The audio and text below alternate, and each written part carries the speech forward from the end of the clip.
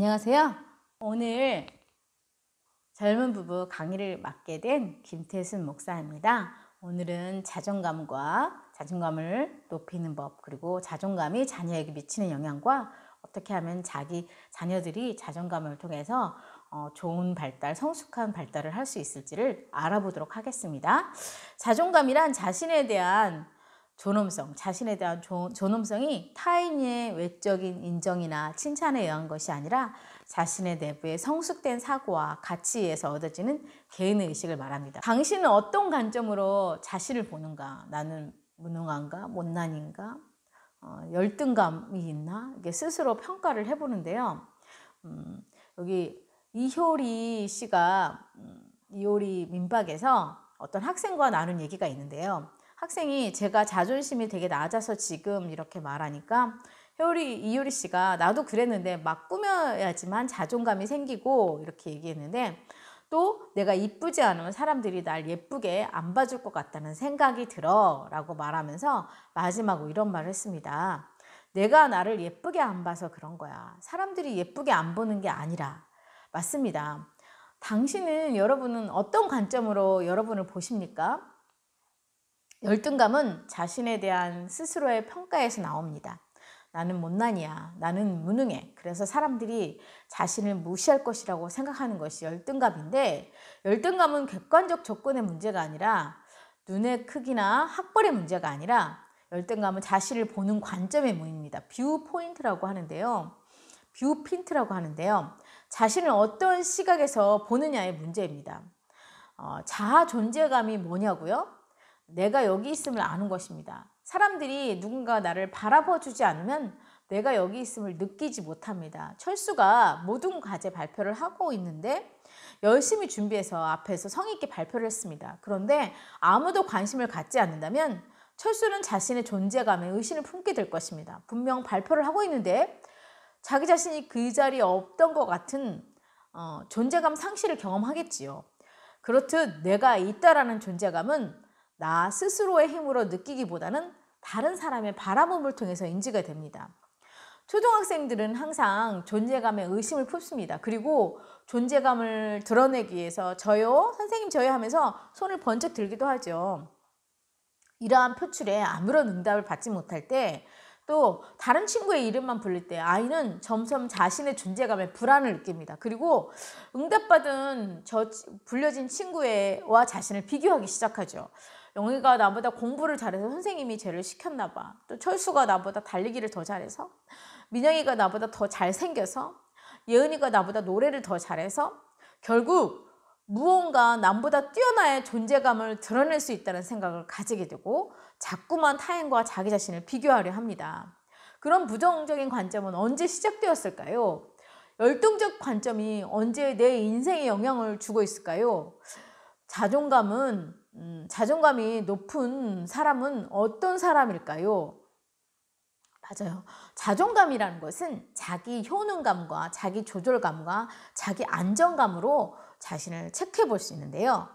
자신을 존중하고 사랑하는 마음은 자신을 가치 있는 사람으로 어떻게 생각하느냐, 그리고 자기가 어떤 현실에 있어서 그것들을 잘 욕구를 조절하고 잘 헤쳐나갈 수 있는 조절감, 그리고 스스로 다른 사람에 의해서 자기 능력이나 안정을 느끼는 것이 아니라 스스로 편안하게 느낄 수 있는 그 능력감 안에서 자존감을 보일 수 있습니다.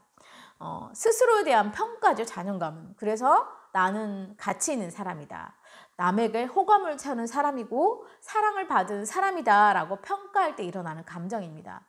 내가 어떤 사람을 만나고 사람을 대하는 태도를 통해서 만드는 것이죠. 그래서 이런 자존감은 여러 가지 일을 할 때 대응하는 방법, 또 내 기분의 조절, 또 사람과의 관계를 어떻게 할 것인가에 굉장히 많은 영향을 미칩니다. 근데 별것도 아닌데 그걸로 계속 우울해하고 있습니다. 내 안에 나를 정의하는 것 때문에 자신에 대한 언어가 숨어 있거든요. 그래서 자신의 언어는 무엇이냐? 넌 정말 이상해. 너는 쓸모없어. 너는 틀렸어. 너는 부족해. 이런 허약한 자존감을 가지고 있는 사람은 이렇게 그 스스로의 가치가 좋지 않기 때문에 우울해하고 그것들로 인해서 낮은 평가로 스스로의 낮은 평가로 인해서 괴로워합니다. 영향을 많이 미친다는 것이죠. 그리고 이런 사람들은 다른 사람들에게 비유를 상할까 봐 거절을 또 잘 못하고 그리고 자기 것들을 잘 보지 못합니다. 무엇인지. 외부의 사건이 문제인지 자신의 내면의 문제인지를 잘 구분하지 못하는 것이죠. 그래서 자기 효능감이라는 것은 나는 쓸모 있는 사람, 그리고 그 쓸모 있는 사람이라는 것을 아는 것입니다. 자존감이 높은 사람을 만날 때는 반갑고 상대적으로 낮은 사람은 상대방에게 혐오감을 줄 것이라고 생각하는데 스스로 그 효능감이 낮은 사람은 무가치한 사람이고 실증이 나고 지루한 사람이고 의존적인 사람이라고 자기 스스로를 믿고 있기 때문입니다. 그래서 자기 효능감은 내가 어떤 일을 잘 해낼 수 있다는 믿음이거든요. 유능한 정도인데 그 부분을 타인으로부터 사회로부터 스스로에게 인정받는 것입니다. 아무리 이 자기 효능감이 없는 사람은 아무리 성공해도 즐길 수가 없어요. 쉴 수가 없어요. 왜냐하면 화도와 찬사를 못 받을까 봐 계속 열심히 해야 되기 때문에. 그리고 이런 사람들은 오히려 자기 자존감 때문에 허풍도 하고 거짓말을 할 수도 있습니다. 타인의 인정이나 비난이 좌우되기 때문에 자기의 실수를 용납하지 못하고 무가치함과 열등감에서 예민하고 수치심이 있기 때문에 부끄러워하고 그래서 쉽게 좌절되고 그리고 타인의 인정과 칭찬을 받아들이지 못하는 것입니다. 여러분은 어떻게 생각하시는가요? 나는 쓸모있는 사람이라고 느끼고 계십니까? 그리고 두 번째로 자기 조절감이 있는데요. 이 세상에는 현실에 내가 하고 싶은 일이 있고 내가 열심히 하는 것을 열심히 하고 있는 것이 그 조절감 영역에 해당이 되는데요. 나는 맡겨진 일을 잘 해낼 수 있어. 근데 나는 무능력해라고 말하는 이 무기력한 것에 빠져 있는 사람은 공부를 해봤자 또 타성이 되어서 너는 역시 안 돼. 뭐 전에도 그랬는데 역시나 그래. 또 이렇게 안 되겠구나 하면서 이런 자기의 무기력에 많이 빠져 있습니다.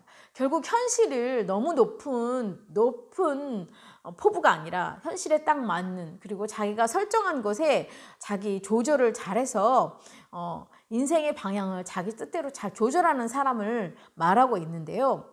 자기가 원했던 삶이 아니고 내가 뭔가를 열심히 일하면서 내가 스스로 잘할 수 있다는 유능감을 못 느끼고 또 자기의 원하는 대로 삶이 아니기 때문에 자기 조절감이 떨어지기 때문에 자존감이 매우 낮을 수가 있고 또 이런 경우가 될 때는 사소한 것에도 예민하고 민감한 상황으로 발달할 수가 있습니다.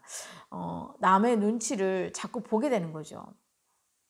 바쁜 대로 마음대로 되는 게 없어서 허탈하죠. 그래서 자기 조절감은 이 세상에 내가 하고 싶은 일이 있고 그 일을 내가 열심히 하고 또 거기에서 좋은 영향을 발휘할 때 바로 자기 조절감의 능력이 있습니다. 그리고 자기 안정감은 자신이 편안하고 안정된 생활에 놓여 있다는 감정을 느끼는 것을 말하는데요. 스스로 큰 사건이나 외상 후 스트레스 장애 때문에 자기 안정감이 떨어질 수 있기도 하지만 꾸준히 이런 자기가 스스로 편안하고 안정된 생활에 놓여 있다는 감정을 느끼고 그리고 또 자기가 얼마나 쓸모 있는 사람인지를 스스로 느끼고 또 자기가 마음먹은 대로 자신이 하는 일을 하고 싶다는 이 자기 조절감의 능력을 느낄 때 이 자존감은 급격히 상승해 있다고 말하거든요. 그런데 우리 보면 자존감이 낮은 사람들은 어떤 사람들을 있을까요? 한번 비교해 보면서 높은 사람과 낮은 사람을 이제 알 수가 있는데요. 자존감이 낮은 사람은 연애를 할 때에도 어떻게 생각하냐면요. 나는 사랑스럽지 않아. 나는 너도 날 싫어할 거야. 올 것이 왔구나. 그렇지. 나를 싫어하지 밉지. 이렇게 자존감이 낮은 사람은 사랑에도 영향을 미치고 간단한 일도 자존감이 하락한 경우는 나를 곧 떠날 것이라는 불안으로 깊은 오해를 낳습니다. 정신질환자들은 이렇게 자존감이 낮은 사람들이 많이 걸린다고 하는데요. 의처증, 우울증, 정신분열증, 사회공포증에 걸린 사람들이 지나치게 자기 비하적이라고 말하고 있습니다. 칭찬을 해도 고맙다라는 말보다는 오히려 자신을 깎아내린다고 하고요. 의처증 자체도 열등감 때문에 생기는 것이라 하는데요. 아무도 나 같은 사람을 사랑할 리가 없어. 이런 믿음을 가진 자기 부정적으로 보기 때문에 자기를 사랑할 리 없다고 말하고 있습니다. 그리고 출생 순위에 따라서도 장남은 부모의 사랑을 독차지하지만 이제 두 번째 아이나 차남 같은 경우는 부모의 사랑을 쟁취하고 성공지향적이고 진취적이기 때문에 이런 성격을 만들어낸다고 합니다. 그리고 강박적인 사람도 주도권이 자존감을 준다고 말하는데요. 자기가 항상 옳고 신중한 결론을 내리고 있다고 믿기 때문에 자기 의견에 반대하는 사람은 무식하고 게으른 사람으로 보고 심지어 자기를 파괴하려는 적으로 봅니다. 그래서 남을 지배하고 주도하려는 욕심에서 주도권을 쥐려는 것이 아니라 주도권을 잃을까 봐 두려워하는 것이어서, 그래서 주도권을 쥐어야 비로소 안심되기 때문에 자존감을 유지할 수 있다고 생각합니다. 그러면 그렇지, 내 생각이 옳았어, 나만큼 살아 깊은 사람은 없을 거야. 그래서 강박적인 성격을 가진 사람은 주도권이 자존감을 준다고 합니다. 히스테리적 성격인 사람은 외모와 인기가 자존감을 준다고 하는데요. 나는 매력적이고 나는 사람들은 나의 매력에 빠졌고 이 자존감을 유지하기 위해서 외모가 예뻐야 되고 잘 웃겨야 되고, 인기가 떨어졌을 때는 자존감이 비참해지는, 그래서 우울이나 자살까지 소동을 벌이기도 합니다. 이런 것은 부모님에게 잘 보이려고 하는 그런 마음에서 많이 나왔다고 하는데요. 또 자기애적 성격은 권력과 돈에 자존감을 둡니다. 그래서 이런 나르시스트라고 하는데 우월주의 있는 사람이 있어요. 그래서 자기가 얼마나 훌륭한 사람인지 사람들한테 주장하고 사람들한테 칭송과 찬사를 받으려는 공주병들이 있죠. 공주병, 왕자병들이 있는데 이 사람들의 무의식에는 낮은 자존감이 있어요. 그래서 자기가 약하기 때문에 무슨 짓을 해서라도 남들의 찬사를 확보해야 돼. 그래서 높은 자리와 힘을 가져야 된다고 생각합니다. 그리고 내게 높은 힘이 없으면 틀림없이 사람들이 나를 짓밟고, 그리고 높은 자리를 좋아하고 권력이 있는 자리, 돈, 명예에 집착할 수밖에 없습니다. 힘이 놀린 강자가 약자에 의해 군림하는 것은 당연한 질서라고 주장하고, 무시당하지 않으려면 강해져야 된다고, 그리고 강자는 선이고 약자는 악이다, 이용 가치가 없으면 쓰레기로 취급한다라고 하는 거에, 이 자기애적 성격은 권력과 돈이 자존감을 준다고 합니다. 그리고 자존감이 낮은 사람의 이런 것을 보면서 특징이 있어요. 남의 눈치를 정말 많이 봅니다. 그리고 사람들이 나를 어떻게 보는지 여부가 머리를 지배하고 있고요.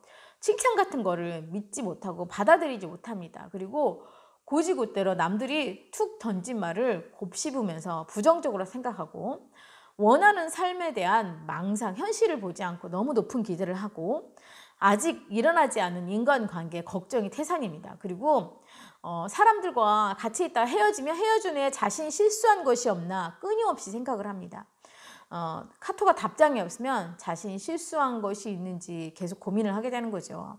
이런 자존감은 사실은 자기만 있는 게 아니라 자손에게도 대물림이 됩니다. 실제로 어머니들의 이 불안은 어느 정도 타당하거든요. 자존감의 하락 원인을 살펴보면 부모의 양육 태도에서 참으로 많이 미쳤기 때문입니다. 왜 이런 태도를 많이 미치냐면요, 동일시의 저주가 있습니다. 스스로 괜찮은 존재가 아니라고 믿는 아이 어머니는 아이를 나와 같이 여깁니다. 여기 보면 EBS 다큐멘터리 마더쇼크에서 보면 고려대학교 김학진 교수님이 모성애 관련 실험을 진행 중입니다. 그래서 어머니의 뇌 활동과 이 뇌 활동에서 이와 같은 사실을 발견하게 되는데요. 사실 자신을 생각할 때 활성화되는 영역인 이 영역이 타인을 생각할 때는 활성화되지 않습니다. 그런데 자녀는 자신을 생각할 때 활성화되는 영역과 같은 곳에서 활성화되었다고 합니다. 그러니까 어머니와 자녀는 동일 인물인 거죠. 그러니까 어머니와 자녀는 동일 인물이기 때문에 자녀가 사실 못하는 부분을 보면 어머니가 못한다고 생각하시는 거예요. 그래서 이 사실은 한편으로 자식을 나인 것처럼 여겨서 무한한 사랑으로 연결되기도 하지만, 무한한 통제로도 연결된다는 거예요. 엄마가 스스로를 소중하게 여기지 않으면, 부족한 존재로 여기지 않는다면 아이도 부족한 존재로 여깁니다.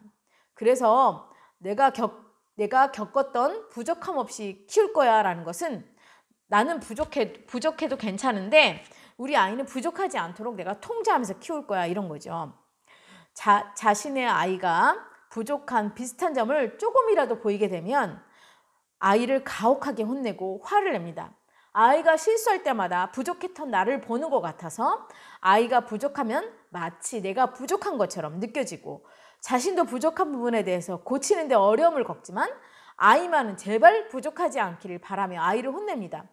아이는 이런 식으로 양육을 받아 너는 괜찮은 존재가 아니야, 늘 노력해야 되는 존재고, 사람에 대해 평가에 민감해야 되는 존재고, 누군가에게 자신을 맞추어야 하는 존재로 자랍니다.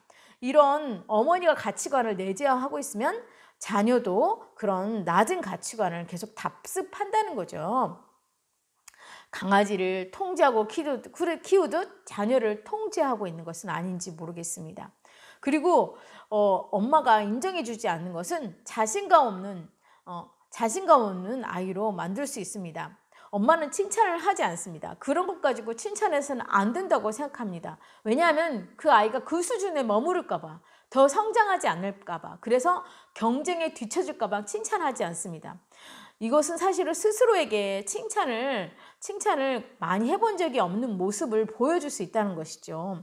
이렇게 부모님들의 상당수가 자신의 부모님으로부터도 칭찬을 받지 못했기 때문에 부모님의 낮은 자존감으로 인해 자신도 부모님처럼 낮은 자존감이 되어서 이런 칭찬이나 이런 타인이 자기를 칭찬하는 것을 믿지 못하게 된다는 거예요. 칭찬도 받아야지 그것을 받고 스스로 믿게 되는데, 그것을 받지 못하고 살아서 저 사람이 잘 모르면서 하는 거야, 저 사람은 잘못 판단한 거야, 저 사람이 하는 칭찬은 어떤 의도가 있을 거야 라고 칭찬을 잘 흡수하지 못하는 토양으로 자란다는 것이죠. 그리고 이런 사람들은 감정과 욕구를 묻지 않습니다. 자존감이 낮은 사람 특징 중에 하나는 스스로 감정을 잘 모른다는 것이죠. 부모는 스스로의 감정과 욕구를 인지하지 못하므로 아이에게도 그런 것을 묻거나 충족하지 않습니다.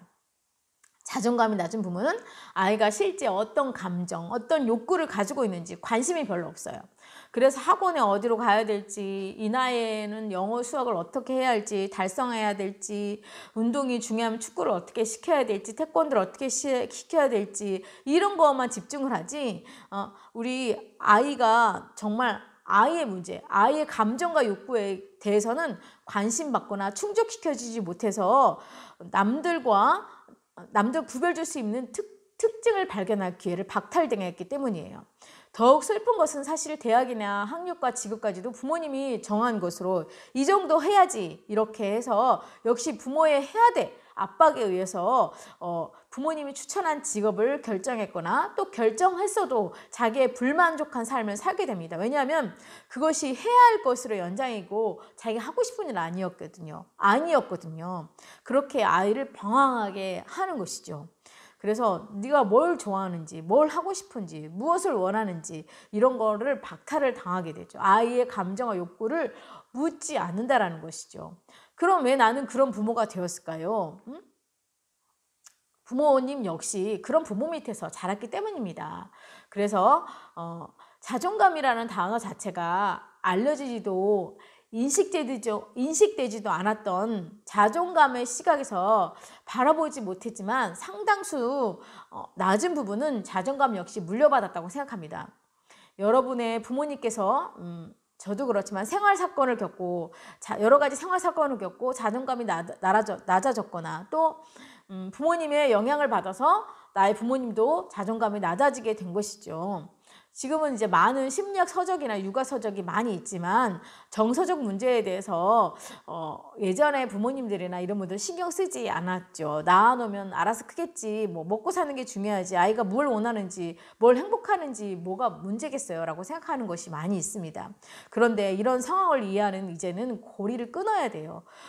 낮은 자존감을 물려받는 자녀는 역시 부모님처럼 낮은 자존감을 물려받는 아이로 되기 때문입니다. 많은 부모님들은 문제인식을 잘 못하고 있습니다.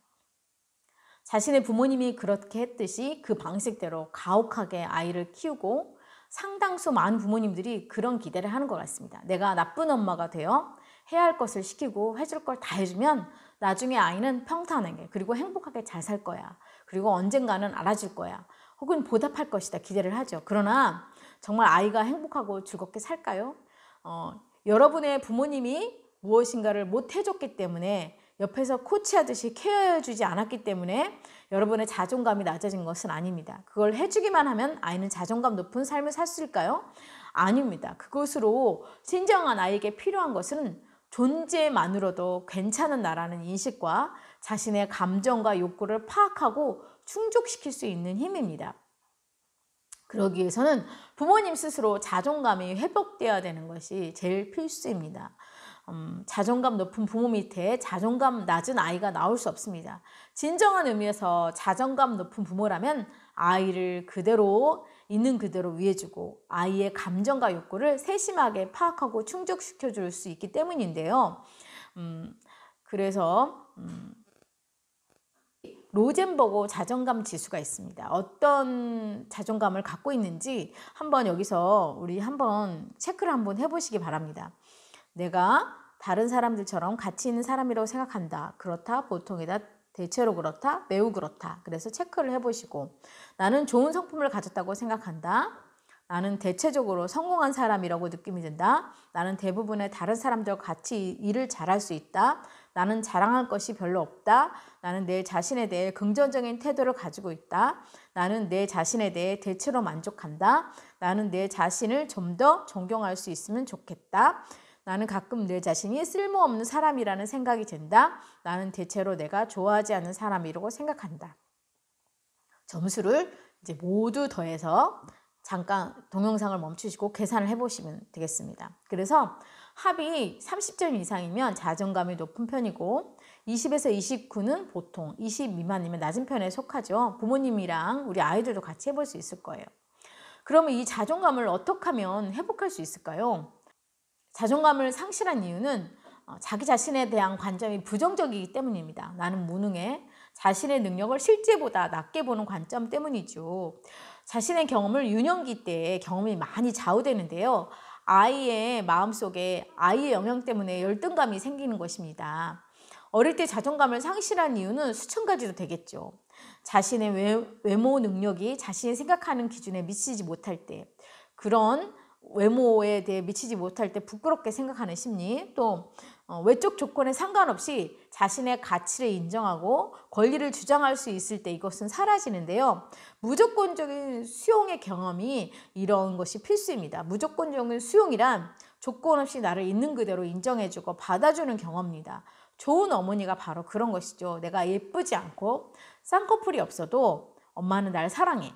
내가 인류 대학을 나오지 않았어도 내 연봉이 별 볼 일 없어도 낮아도 그런 조건 상관없이 나를 좋아해주고 나를 인정받는 경험, 이런 좋은 대우를 진심으로 받으면 나를 조건에 구애받지 않고 자신을 인정할 수 있게 됩니다. 바로 자존감이 회복되는 것이죠. 나를 진정으로 좋아해주는 우리 부모님 같은 사람이 있어야 된다는 거죠.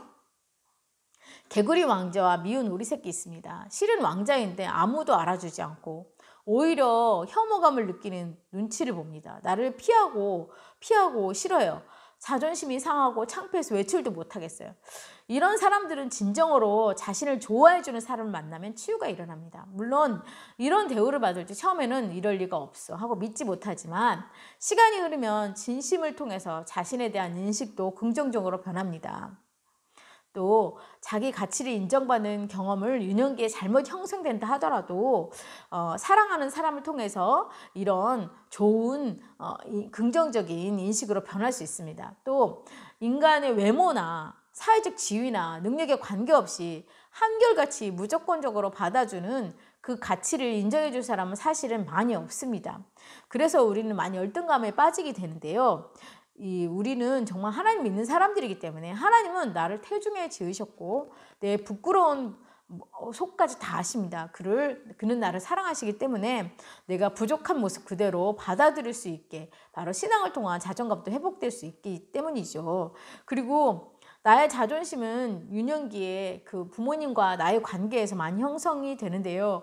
부모님이 무조건적으로 자식을 인정하고 받아줄 수 없기 때문에 자식이 무능력하거나 장애인이어도 부모는 그래도 자식을 사랑해 줄 수 있고, 또 이런 걸 반복하면서 한 인간으로서 사랑받는 존재라는 자존감을 갖게 되는 거죠.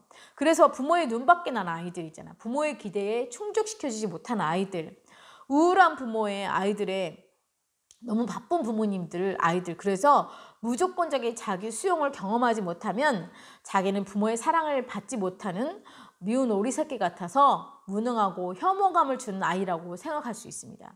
이때부터 낮은 자존감이 자리하게 되고, 이 아이는 자기가 잘난 아이, 자랑스러운 아이, 착한 아이가 되지 못하면 부모에게 외면당하고 버림받을 것이라 믿어서, 버림받는 일은 참으로 두려운 일이기 때문에 부모의 눈높이에 맞춰서 쉽지 않지만 부모의 여기보다 훨씬 높게 마음에 둘수록 점점 기대에 높아지는 부모의 요구에 맞추게 되는 거죠. 그래서 자주 실패하고, 또 거기에 부모의 욕구에 만족스럽지 못하는 것들에 실망하고, 너는 왜 그 모양이니? 너는 제대로 하는 게 없어. 무엇하러 재단한 게 없구나. 이렇게 자신감이 없는 부모가 자녀를 자신감이 없는 자녀로 기르기 때문에 엄마가 자신을 믿지 못하므로 자녀의 잠재적 능력도 믿을 수 없어. 그래서 자녀는 나는 아무것도 제대로 할 수 없는 아이, 내 자식도 무능하고, 그래서 아이를 지나치게 간섭하고 걱정하면서 간섭하게 됩니다. 그래서 과잉 보호하고 자율성을 허용해 주지 않고 시간표를 짜고, 또 음식 선택권도 엄마의 주는 대로 먹어야 되고, 그래서 하나부터 열까지 부모의 방식에 따라야 돼서 로봇으로 자녀들이 로봇 자존감을 가지게 되는 거죠. 그래서 자신이 없는 엄마이기 때문에 놀 시간을 자녀에게 주지 않고 자신감 없는 아이가 되어갑니다. 아이를 믿어주고 자율적으로 놀게 해주는 엄마, 자존감을 높여주는 엄마죠. 아이의 길을 살려준다고 과도하게 칭찬하는 것도 사실은 좋지 않습니다. 자신의 능력에 비해 비현실적인 기대를 갖게 되면 좌절을 경험할 수 있기 때문이죠. 너는 미술 천재야. 그리고 엄치나 딸 이렇게 비교하는 것도 열등감을 대물림할 수 있는 부작용을 낳을 수 있습니다. 자꾸 비교하는 것은 부모의 낮은 자존감을 통해서 우리 자녀들에게 유전되는 것이지요. 자존감은 엄마에게 달려있다고 말하고 있는데요. 건강한 자기애가 건강한 정신을 낳습니다. 갓난아기는 사실 자아상이 없습니다. 그래서 미운 아기인지 예쁜 아기인지 잘 모르는데 엄마라는 거울을 보고 자기를 확인합니다. 엄마는 거울인 거죠. 그래서 엄마를 반사 자기 대상이라고 부르는데, 엄마가 아이를 예뻐하고 좋아하면 자기가 상대방에게 호감을 주는 사람이라는 자존감이 생기고, 반대로 아이가 사랑받지 못하고 천대받으면 사람들이 자기를 싫어할 것이라는 낮은 자존감을 갖게 됩니다. 코어트 박사는 이런 자존감을 마음의 핵심의 금간 상태라고 하는데, 이런 사람들은 금이 간 유리처럼 작은 충격에도 자아가 부서지기 쉽다고 말하고 있습니다. 조금만 비난을 받아도 자존심이 상하고 자기를 싫어하는 눈치만 조금만 보여도 모든 것을 포기해버리고 낮아집니다. 낮은 자존감 때문인데요. 엄마의 수백 번 넘는 긍정적 경험과 부정적 경험을 반복하는데, 아이를 천대하고 구박하는 엄마도 문제지만 불안하고 조급한 엄마도 문제입니다. 아이를 천대하고 구박하는 엄마도 구박하는 엄마, 또 조급한 엄마는 아이가 문제를 다 풀 때까지 웃으면서 기다려주지 못합니다. 아이고 답답해, 비난하거나 대신 해버립니다. 이것이 과잉보호인데, 스스로 문제를 풀었을 때 성취감을 느낄 수 없습니다. 자존감의 중요한 요소가 자기 능력에 대한 자신감, 자기 효능감이라고 했죠. 성취를 느끼지 못한 게 때문에 자신감을 가질 수 없는 것이죠. 그래서 점점 의존적이 됩니다. 문제에 부딪히면 엄마 눈치만 보고, 이럴수록 엄마는 더 마음이 조급해져요. 과잉 보호되고 자존감이 더 낮아진 아이들, 악순환입니다. 어떻게 하면 우리 이 자존감을 높일 수 있을까요? 4단계로 간단하게 알아보았는데요. 먼저 부모님 스스로가 부모님 스스로에게 칭찬하는 것입니다. 아빠가 오늘 아침에 맛있는 계란 후라이를 만들었는데 어때? 훌륭하지? 아빠 잘했지? 이렇게 하면서 부모 스스로의 장점을 찾아 칭찬하는 것으로 자녀에게 좋은 본보기가 되는 것이죠. 그리고 아이가 행동한 모든 것들을 구체적으로 칭찬해 주는 것입니다. 우리 아이가 잘했을 때는 이렇게 이렇게 해서 너무너무 잘했구나 라고 예쁘다 이렇게 구체적으로 칭찬하면서 아이가 자기 스스로 효능감을 높여주는 것이죠. 그리고 그 아이가 스스로 자기가 생각과 행동을 스스로 칭찬할 수 있도록 격려하도록 유도해 주는 것이지요. 불평이 가득한 환경에서 스스로를 존중하고 긍정적인 생각을 아이에게 강요할 수는 없지만 부모님이 스스로 부모님에게 칭찬하는 것을 통해서 자기 스스로도 칭찬할 수 있을 것입니다. 그리고 또 친구들을 칭찬할 수 있도록 유도해야 된다는 것이죠. 좋은 점에서 다른 친구의 좋은 점에 대해서 이야기할 수도 있는 시간을 마련하고 칭찬에 익숙해지면 다른 사람을 존중할 수 있는 자세를 갖추게 되기 때문에 자존감을 높이게 된다는 것이죠.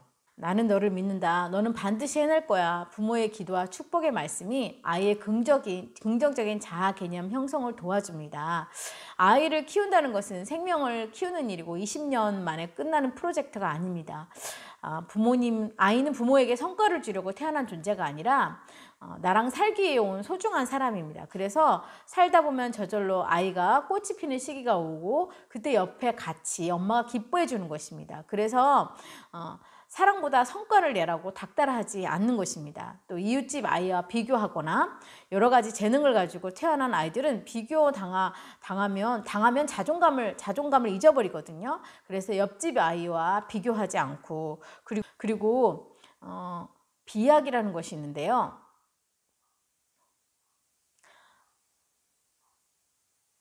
공부를 며칠 반짝 열심히 했는데 난 역시 안 돼. 응? 내 미래는 최악이야. 뭐 이렇게 부정적으로 단정해 버리는데 이런 비약이나 넌 글렀어. 넌 역시 안 돼. 너 그럴 줄 알았어. 이렇게 비난이나 또 말도 안 되는 점수를 받았을 때 부모에게 거짓말했을 때 친구 관계에서 수치감을 느꼈을 때 스스로 일어날 힘이 없어 보일 때 아이를 지원해 주는 것입니다. 또 부모님은 화를 내거나 훈육하면서 자녀가 형편없음을 드러내지 말고 아이는 내가 보잘것없는 순간에는 아무도 나를 바라봐주지 않는구나 그런 느낌이 아니라 내가 형편없을 때도 지지해주는 단 한 사람이 되어야 됩니다. 내가 이렇게 형편이 없는데도 엄마는 나를 계속 바라봐주는구나 느낌을 받는 것이 되게 중요하기 때문에 내가 못났을 때만이라도 누군가 나를 바라봐주는 사람이 있다는 것을 아이들에게 형성할 수 있어야 됩니다. 아이는 부모의 뒤를 따라갑니다. 높은 자존감을 가진 부모 아래 낮은 자존감을 가진 아이는 없습니다. 우리 부모님들이 스스로 높은 자존감을 가지고 있을 때 자녀들의 미래와 자녀들의 삶은 행복하고 유익할 것입니다. 오늘 강의 들어주셔서 감사합니다. 고맙습니다.